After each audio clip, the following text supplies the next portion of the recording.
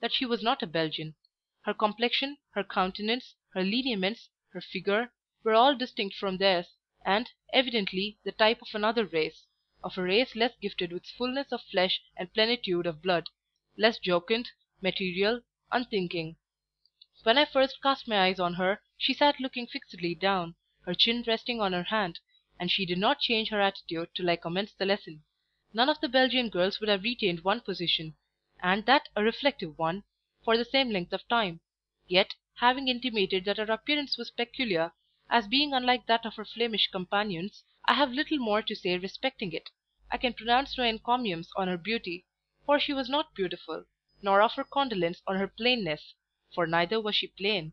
A careworn character of forehead, and a corresponding moulding of the mouth, struck me with a sentiment resembling surprise, but these traits would probably have passed unnoticed by any less crotchety observer. Now, reader, though I have spent more than a page in describing Mademoiselle Henry, I know well enough that I have left on your mind's eye no distinct picture of her. I have not painted her complexion, nor her eyes, nor her hair, nor even drawn the outline of her shape. You cannot tell whether her nose was aquiline or retrousse, whether her chin was long or short, her face square or oval.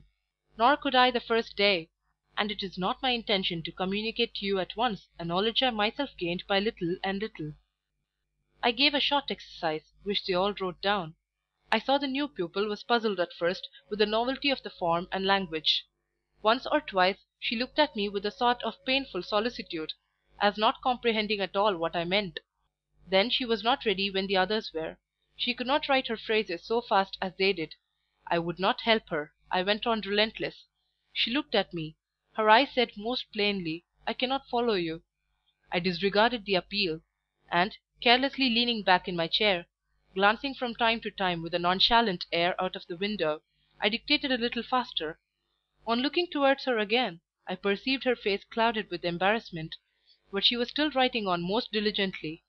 I paused a few seconds. She employed the interval in hurriedly reperusing what she had written, and shame and discomfiture were apparent in her countenance.